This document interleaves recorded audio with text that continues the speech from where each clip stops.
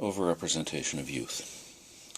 The youth justice system, perhaps even more than the adult criminal justice system, is failing Aboriginal families.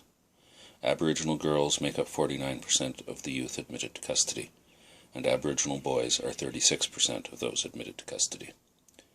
The current law regarding young people accused of crimes is the Youth Criminal Justice Act, which was introduced in 2002. One of the key objectives of the Act is to reserve jail for the most violent or habitual offenders.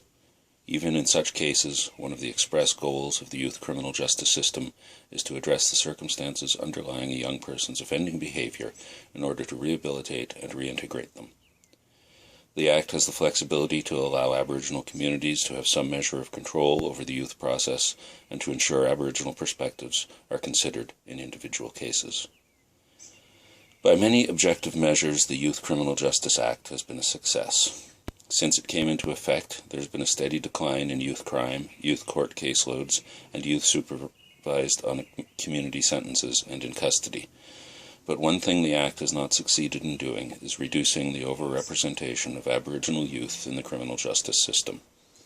The great vulnerability and disadvantage experienced by so many Aboriginal youth undoubtedly contribute to their overrepresentation, a factor that is intimately tied to the legacy of the residential schools.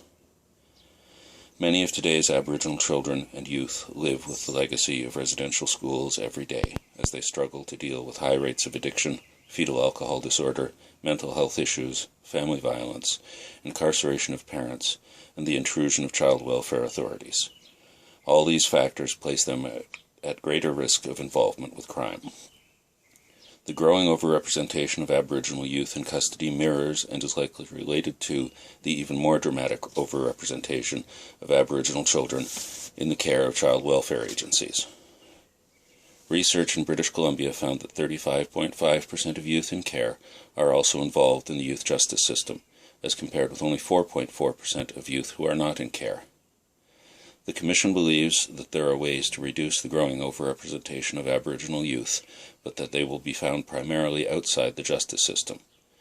There is an urgent need to support Aboriginal families and alleviate the poverty experienced by many Aboriginal communities.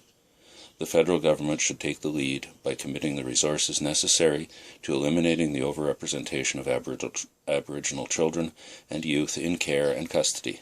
Part of that commitment should include collecting and publishing better data to measure progress.